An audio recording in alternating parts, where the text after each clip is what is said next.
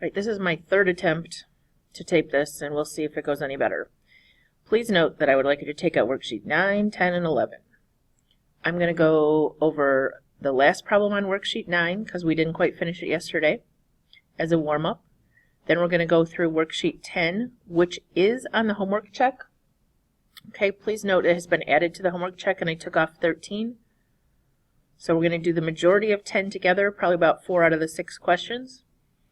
And then you're going to watch a separate video, which is the notes on worksheet 11. If you don't finish that video today, I'm going to show, I printed the slides for you, and we'll finish it up tomorrow if we need to. Okay, so this is worksheet 9 at the bottom. Problem number 5. Today I'm going to use the green sheet as our guide, the little green reference sheet. So I'm going to start at the top. It said always factor. So I'm going to factor this problem. The top factors x plus 3x minus 2. And the bottom factors x plus 1. All right, the second thing says the domain is all real numbers except those that make the denominator 0. So the domain is all real numbers except x plus 1 cannot equal 0. So we get x cannot equal -1. The second thing says if there's a common factor to the numerator and denominator, then there is a whole. This graph does not have a common factor. Number 3 on the green sheet says if there is a factor of the denominator that's not also a factor of the numerator, then there is a vertical asymptote at that place. So there is a vertical asymptote at x equals -1.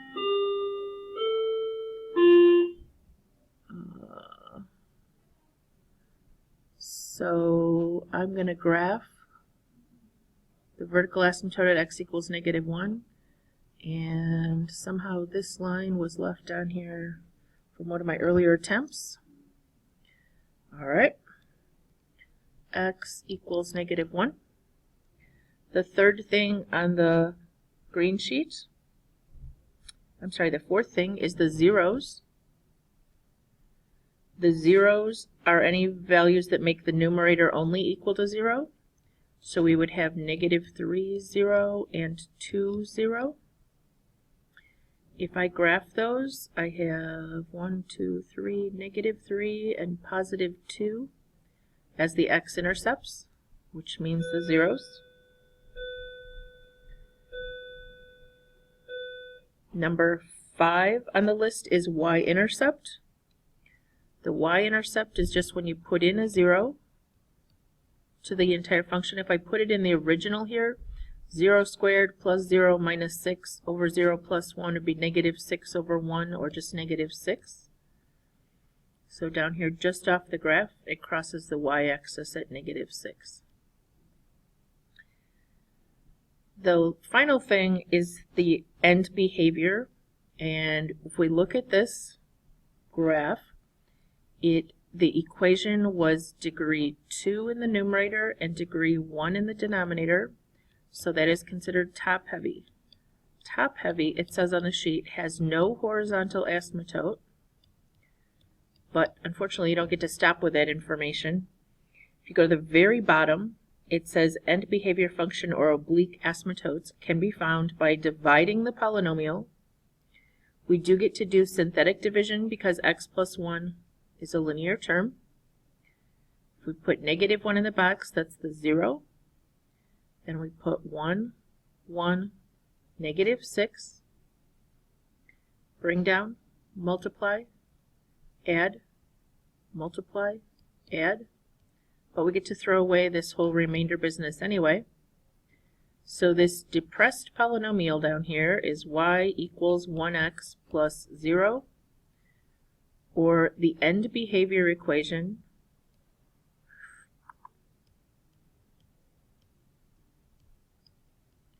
you might say that on the quiz, is just y equals x or y equals 1x plus 0. I don't care which one you write. So if I go back, and that's the dotted line I accidentally left in a minute ago, it's just y equals x, so it goes through 1, 1, 2, 2, 3, 3, etc.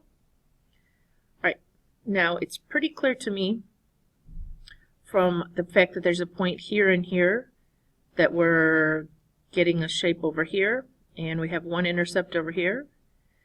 But what I did is I typed the original polynomial into the calculator with parentheses around the numerator. So I went to y1 and I typed parenthesis x squared plus x minus 6 parenthesis divided by parenthesis x plus 1 close parenthesis. And then I just did a zoom 6. Okay. And I got this graph here. This was a zoom 6. So it very clearly showed me where I need to kind of sketch the picture. It was a pretty good window. And then because I wanted you to see what the end behavior is talking about, I did a zoom out just to show that basically you're getting a graph that is this line with some little blip in here. Okay? You don't have to do that. All you need to do is be able to find enough of a shape on there to connect the dots here and show that it's getting close. Oh, that's not a very good job out there. It's getting close to this end behavior equation out this way. And down this way. Okay. It's not done very nicely. This should be a little more rounded in here, but it's good enough. Alright, so that finishes worksheet 9, and we will use this green reference sheet to go through worksheet 10 now, some quick examples. Alright, I know I'm not giving you a lot of time to type these into your calculator, but I've done the work and I will explain it, and hopefully you'll be able to go through and do them, the remaining ones on your own then. Alright, so this is worksheet 11. This is worksheet 10, right? Sorry, it was 11 last year, I think. Okay, so worksheet 10, and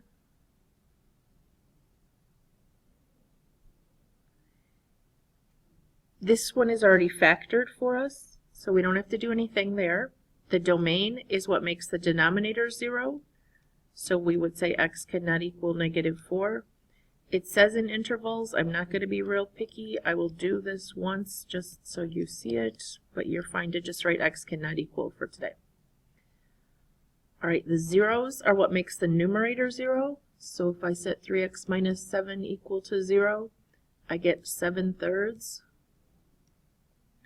So that's over here somewhere. The y-intercept is what I get when I put in a 0 for x, which would give me -7/4. So it's down here someplace. Vertical asymptotes occur when the denominator only is equal to 0. So that's at x equals -4. And remember, that's not actually part of the graph, it's just a boundary. So somewhere over here at x equals -4 is a boundary to what's happening. And puncture on this worksheet just means hole. It's another word they use. Your book uses hole. The holes occur when there's this common factor to the numerator and denominator, and this graph has no common factor, this equation, so it's just none. End behavior, that's the whole business at the bottom of the green sheet. It says that this particular function was degree 1 over degree 1. So this is equal weight. So it says when it's equal weight, you do y equals leading coefficient over leading coefficient, which in this case would be 3 over 1. So we get y equals 3 as our end behavior equation, which is in this case a horizontal asymptote. That just means it's a straight line, okay? Y equals 3 would be up here somewhere. Now, I've kind of made a mess of this because obviously there's a piece of this graph that's down here, but there has to be another piece out to the left somewhere of this asymptote. And I think it's actually way up here. I can't really tell. So what I would do next is I would go to y1 and type parenthesis 3x minus 7 parenthesis divided by x plus 4 also in parentheses. And I've done that, and I started with just a zoom 6 and I got this. If I wanted to trace and find some points over here, I could, but basically it's going to be just a really rough sketch anyway. So there's a piece of this graph up here. Let's see. I guess I'm just going to draw over the top of the graph. It's up here. Now let me go ahead and extend this asymptote. Okay. Maybe I'll highlight everything here so that you can see a little bit better the graph. This highlighter doesn't work very well. It wants to draw a straight line. I'm just warning you. There and there. Okay, so it does indeed look like this, and that's what you need to do, is graph it on your calculator to find those values and to see the general shape. All right, moving on to question 2. This is a pretty easy one because there isn't really much going on, but remember, factor first. So if I factor this, take a 2 out on the top, I hope you notice right away that there's a common factor. Now before you reduce anything, you always have to do the domain, because remember the domain comes from the original function here, and x could not equal -2. Now as for zeros, remember it says on the, if you go to number 4 on the green sheet, it says our values that make only the numerator 0. This is a common factor, so there is actually a puncture at -2. If you want to find where the value is, we'll talk about that in just a second. But remember, there is a puncture or a vertical asymptote at that spot, not both. So if we now have written down the puncture, we reduce this out, and all that's left is the function y equals 2. All right, that's going to be the end behavior, and we'll talk more about in a second, but it means there is no vertical asymptote on this graph. You cannot have a vertical asymptote and a puncture at the same spot. A graph itself can have one of each, but it can't have both at the same spot. All right, zeros are that which makes only the numerator 0. There are none. The y-intercept, if we put in a 0, we'd get 4/2 or 2. The end behavior, this was originally a degree 1 over degree 1. So we would do y equals leading coefficient over leading coefficient. Before we ever factored, we had leading coefficients of 2 and 1, which leaves y equals 2 as our end behavior equation, which is really all that was left when we divided this out. So and if we go back and find the puncture, if the entire equation is y equals 2, except there's a hole at -2, so the hole is actually at -2, 2. So the graph of this is very simply, let's see, I'll just pick this one. The line y equals 2,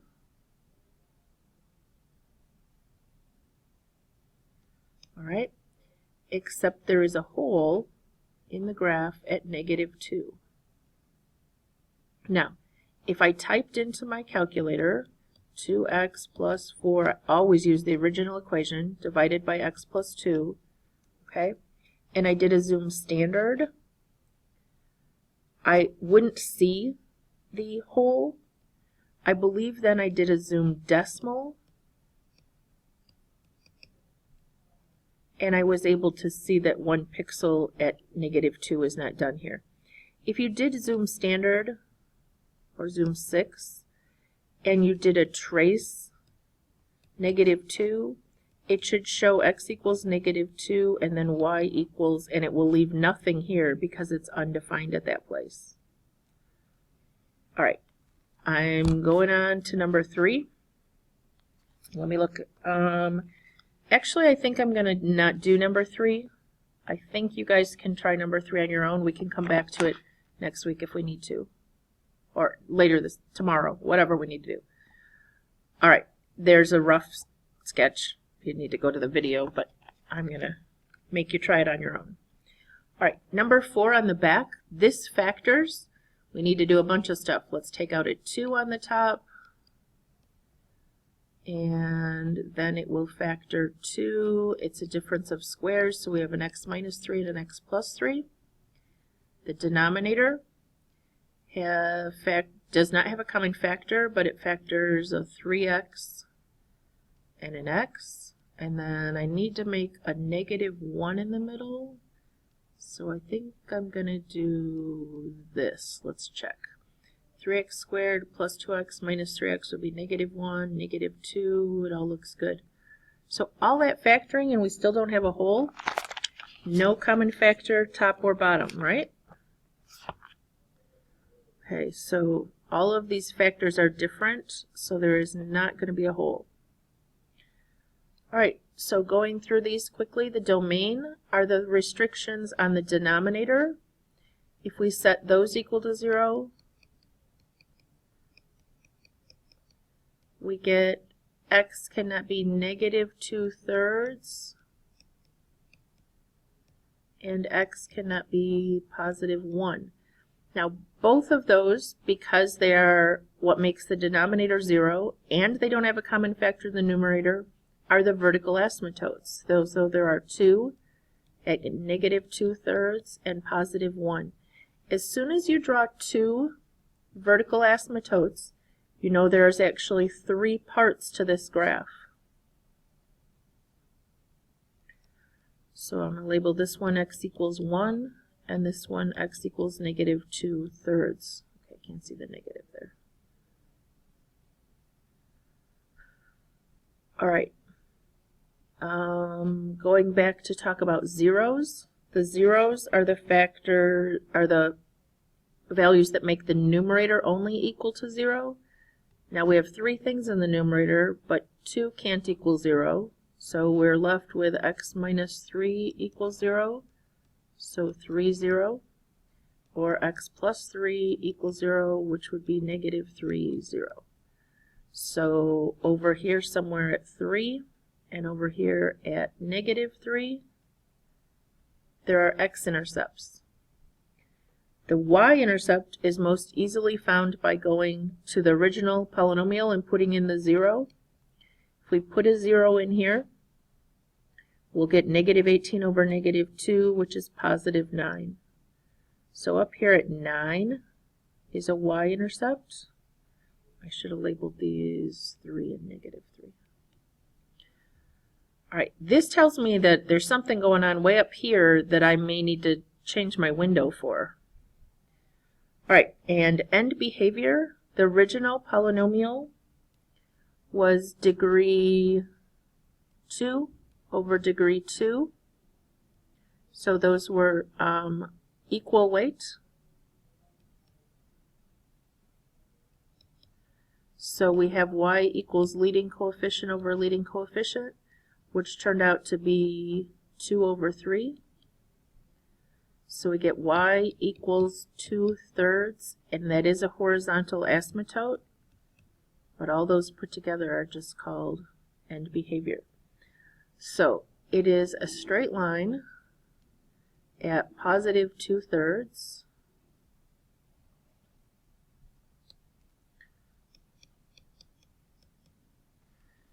All right.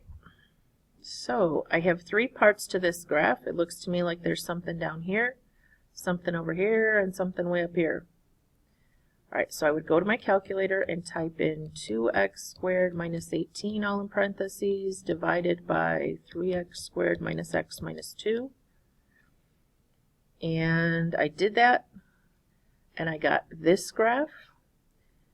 Okay, so I could pretty clearly see what was going on to the left and right of those asymptotes. And then I did trace 0 to see that there was something up here, but I couldn't tell really what was going on. It was up at 9. I could trace left and right if I wanted, but I went and just looked up higher, so I changed the Y max to 20, and I got this little parabola shape up here, kind of thing. So I'm going to come back here and just sketch. Let's see, maybe I can try with the highlighter again, but I'm going to try the skinny one. I don't know how this is going to work out. Okay, so it's up here, and it's over here, and it's over here. Whoops, remember it doesn't ever touch those asymptotes. Mine came really close. See if I can scooch it over just a tad. Okay. Should not touch the vertical asymptotes. It can cross the horizontal. I don't think this one does. The only way you could tell would be to trace out far and see if the Y values ever hit that 2/3. But this is enough of a graph to make me happy. All right. I'm going to talk about 5. Yeah, 5 is a great question because it does, I think, have a hole. So we'll finish up with number 5 here. Number 5, if I factor a 2 and an x out of the numerator, I get x squared plus 2x minus 3.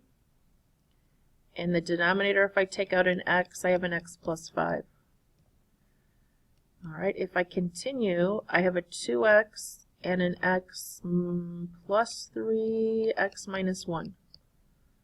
And the denominator has an x and an x plus 5. Does anybody see where the hole is? The common factor? The common factor here is this x. Okay? So there's a common factor of x, so that means there is a hole at 0, which actually means it's on the y-axis. We can figure out exactly where in a second. But remember, before we can actually reduce that out, we have to state the domain restrictions, because both of these things are restrictions on the domain. X cannot be 0, and x cannot be -5.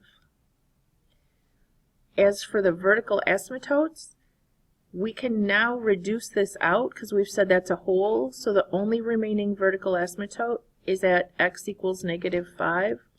Remember, the green sheet does say for a vertical asymptote, if it is a factor of the numerator but not a factor of the denominator. Okay, so x was a factor of both, so it is a hole.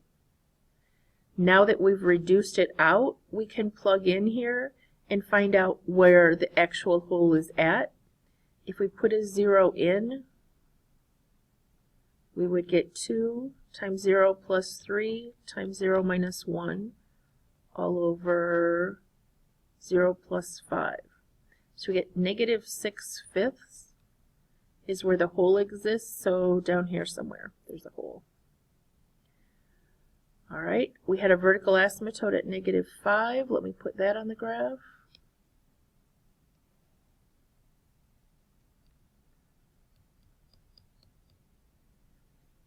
The end zeros, let me go back up here, things that make the numerator 0 were -3, 0, and +1, 0. Remember this constant out here, 2.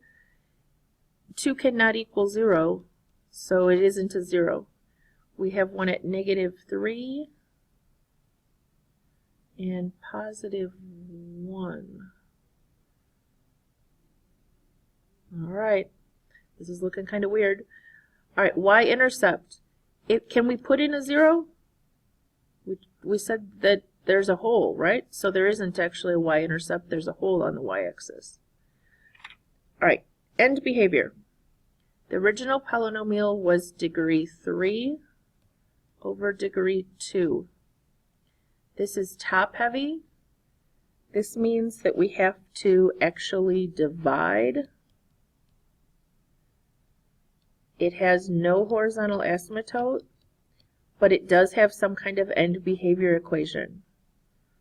Oh, this is painful. We have to do long division, guys. X squared plus 5x is being divided into 2x cubed plus 4x squared minus 6x. The good news is it isn't going to go very far. If we put a 2 here, I'm sorry, a 2 and an x, we get 2x times 2x, or times x squared is 2x cubed. 2x times 5x is plus 10x squared. Then when we subtract, we get a negative 6x squared minus 6x. And we would multiply by a negative 6, and everything after that would be a remainder. You can keep going if you want. But our end behavior equation is y equals 2x minus 6, which is a line that crosses somewhere way down here at negative 6 and is going up 2 and over 1. I don't have a lot of room, so I'm just going to do this. Now, the graph looks like it's doing something in this area, which means it's got to be doing something on this side of the vertical asymptote as well. If I type this all in my calculator in the original format, I get this in a standard window. Okay. Then what I did was I tried a value. I did trace negative 6 just to see where it was off at negative 6, and it is way down at negative 42. So then I changed my Y window. I did change it both up and down just a little bit because I wanted to see what was going on, and it's doing some shape down here. So here's my asymptote, and here's the other one, the end behavior equation. And then I did a zoom out, and I could see it was really just this asymptote with a little blip in the middle here. Alright, so back on my picture, I'm going to go with this one. There's something going on here with a hole, okay, and something down here. Alright, it's not a great sketch. I don't know what this goofiness is here, but you get the idea, okay? Alright, I'm going to stop this video so that you have time to watch at least part of the other one. And what you'll need to do is you will need to finish, and there's a quick pick of what's going on number 6, and it does have a hole. Alright, so you need to finish, I think it was 3 and 6, and then this worksheet is part of the homework check.